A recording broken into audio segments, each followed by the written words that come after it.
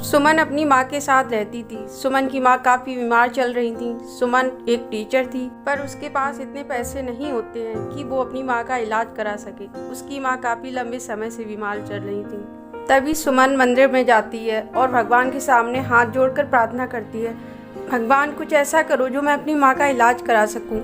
मेरे भोलेनाथ जी, कुछ ऐसा कर दो मैं अपनी माँ का इलाज करा सकूँ, मेरी माँ जल्दी से ठीक हो जाए। भोलेनाथ मेरी प्रार्थना सुन लो, मेरे सब दुख दूर कर दो भोलेनाथ। सुमन ये कहते ही रोने लगी और भगवान को देखने लगी। तभी कुछ देर बाद उसके पास एक कॉल आता है। वो कॉल प्रिंसिपल सर का होता है। वो कहते हैं तुम्हें कल से ज्वाइन करना है। इतना सुनते ही सुमन खुशी से झूम उठती है और कहती है, भगवान आपने मेरी इतनी जल्दी सुन ली, मुझे पता नहीं था आप मेरी इतनी जल्दी सुन लेंगे। हे महादेव, मेरे महादेव। सुमन तभी घर आती है और सारी तैयारियां करने लगती है। सुबह वो कॉलेज ज्वाइन कर लेती है। प्रिंसिपल सर उसको रूल समझा देते हैं। वो बहुत मेहनत से पढ़ाने वाली टीचर थी और वो बहुत एक अच्छी टीचर थी। उस कॉलेज में कुछ शरारती बच्चे भी पढ़ते थे। वो बच्चे नई टीचर का मजाक उड़ा रहे थे और दोनों कह रहे थे, ये टीचर क्या हमें पढ़ाएंगी, इन टीचर को खुद आता भी है कुछ। सोनू और मोनू नाम के दो लड़के थे जो कि सुमन मैम को काफ़ी परेशान करते थे और वो सुमन मैम को बिल्कुल भी पसंद नहीं करते थे। वो लड़के एक अच्छे घर से ताल्लुक़ रखते थे। इस बात का उन लड़कों को काफ़ी घमंड था। वो हर बार अपने पिता की धमकी देकर टीचर को ब्लैकमेल करते, उन्हें परेशान करते। तभी कॉलेज छूटने के बाद सुमन अपने घर जा रही थी। तभी रास्ते में सोनू और मोनू मिलते हैं और कहते हैं, और सुमन मैडम तुम तो बहुत ही चालाक हो, मुझे पता नहीं था तुम ऐसी मैडम हो, तुम बच्चों को बड़ा मारती हो, आज तुम्हें सबक सिखा के रहेंगे। तभी सोनू मैडम के हाथ में प्लेट लगा देता है और उनको कट लग जाता है जिससे बहुत खून बहने लगता है।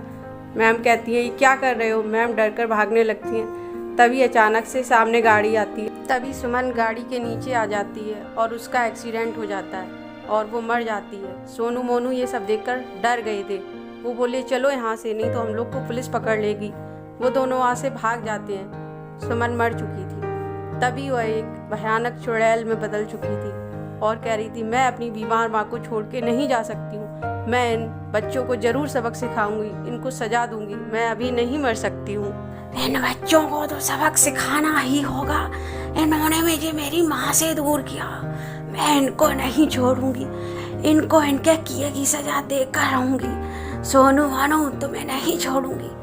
तभी वो चुड़ैल सुमन के रूप में आ जाती है और सुबह कॉलेज ज्वाइन कर लेती है। सोनू मोनू सुमन को देखकर दंग रह जाते हैं और सोचते हैं, ये तो मर चुकी थी, फिर ये सही सलामत कॉलेज में क्या कर रही है। फिर सुमन पढ़ाने लग जाती है। सोनू मोनू अपनी आदत से बाज नहीं आते। वो दोनों बातें कर रहे होते हैं और क्लास में परेशान कर रहे होते हैं। तभी सुमन उनके पास आती है, कहती है, ये क्या ड्रामा है। सुमन उसका फ़ोन फेंक देती है और चुड़ैल के रूप में आ जाती है। सामने चुड़ैल को खड़ा देखकर दोनों डर जाते हैं। पूरी क्लास के बच्चे सहम जाते हैं और वो चुड़ैल कहती है, सोनू मोनू बताओ तुम्हारा क्या करूं, तुम लोगों ने मुझे मेरी माँ से दूर किया, मैं तुम दोनों को नहीं छोड़ूंगी, खा जाऊंगी, मार डालूंगी तुम दोनों को।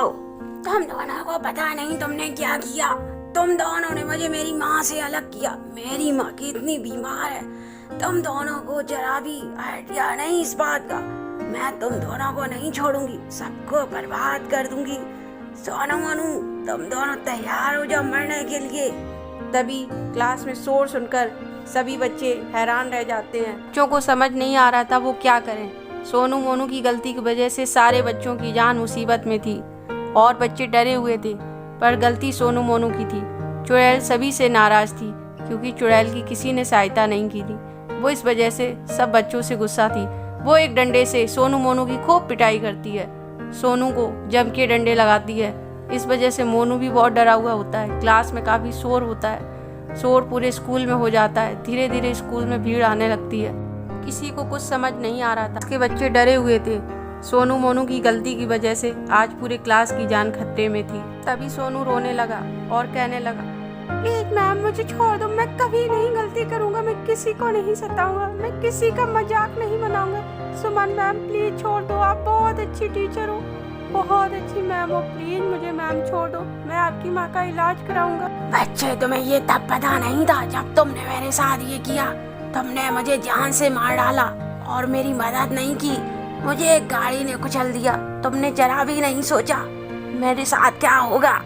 तभी शोर सुनकर प्रिंसिपल सर क्लासरूम में आ जाते हैं और वो चुड़ैल को देखकर घबरा जाते हैं और कहते हैं, ये चुड़ैल इस कमरे में क्या कर रही है? सुमन मैडम कहाँ है? बच्चे कहते हैं, यही सुमन मैडम है प्रिंसिपल सर, जो कि मर चुकी हैं। ये एक चुड़ैल बन गई हैं। प्रिंसिपल सर को ये बात समझ नहीं आ रही थी। वो चुड़ैल से कह रहे थे, यहाँ से चली जाओ, बच्चों को परेशान मत करो। प्रिंसिपल सर के कहने पर चुड़ैल कहने लगी, मैं ही सुमन हूँ और मैं मर चुकी हूँ। इन बच्चों की गलती की वजह से मैंने अपनी जान खो दी है। तब प्रिंसिपल को समझ आया। चुड़ैल कहती है, मैं अपना बदला लेके रहूंगी प्रिंसिपल सर। आपके कॉलेज के बच्चों ने मेरी जान ली, मुझे मेरी वहाँ से अलग कर दिया। प्रिंसिपल सर कहते हैं, सुमन रुक जाओ। सुमन, मैं इन बच्चों की तरफ से तुमसे माफी मांगता हूँ। इन बच्चों को माफ कर दो। प्लीज मैम, मुझे माफ कर दो, मैं कभी नहीं गलती करूँगा। नहीं, तुमने बहुत गलत किया है, मैं तुम्हें नहीं छोड़ूंगी। सबक तो तुम्हें लेना ही होगा। और चुड़ैल सोनू मोनू को हवा में उड़ा ले जाती है।